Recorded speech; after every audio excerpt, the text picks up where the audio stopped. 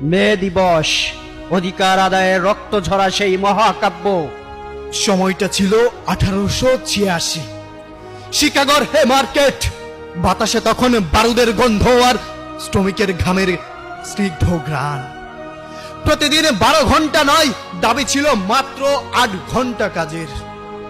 কিন্তু সেই ন্যায্য দাবির উত্তরে দেওয়া হয়েছিল তপ্ত বুলেটে। রাজপথ ভিজেছিল শ্রমিকের রক্তে। সেই রক্ত বৃথা যায়নি। সেই আত্মত্যাগী আজ বিশ্বজুড়ে মে দিবস। আজ শ্রমিকের মাথা উঁচু করে দাঁড়ানোর দিন।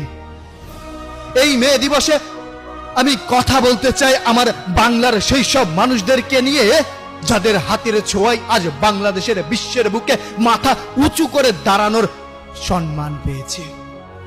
গার্মেন্টস শ্রমিক, রোদ বৃষ্টি উপেক্ষা করে নির্ঘুম রাত কাটিয়ে যারা সেলাই মেশিনের চাকার সাথে দেশের অর্থনীতির চাকা সচল রেখেছে।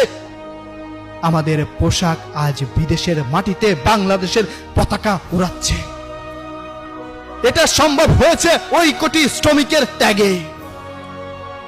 প্রবাসী শ্রমিক, মরুভূমির তপ্ত বালুতে দাঁড়িয়ে যারা রক্ত পানি করে রেমিটেন্স পাঠাচ্ছে বাংলাদেশে, তার পরিবারের কাছে পরবাসী, কিন্তু দেশের জন্য শ্রেষ্ঠ যোদ্ধা।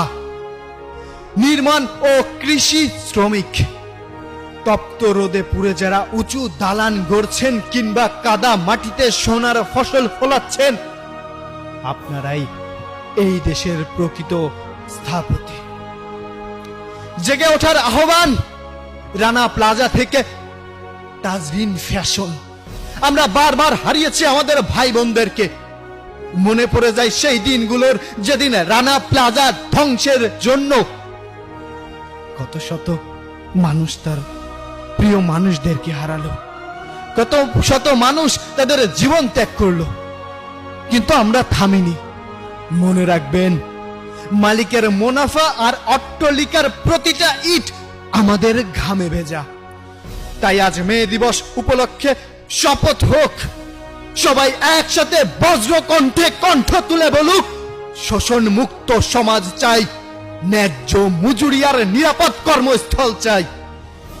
দুনিয়ার মজদুর এক হও, শ্রমিক অধিকার জিন্দাবাদ, বাংলাদেশ জিন্দাবাদ। মে দিবস, অধিকার আদায়ের রক্ত ঝরা সেই মহাকাব্য। সময়টা ছিল 1886। শিকাগোর হে মার্কেট, বাতাসে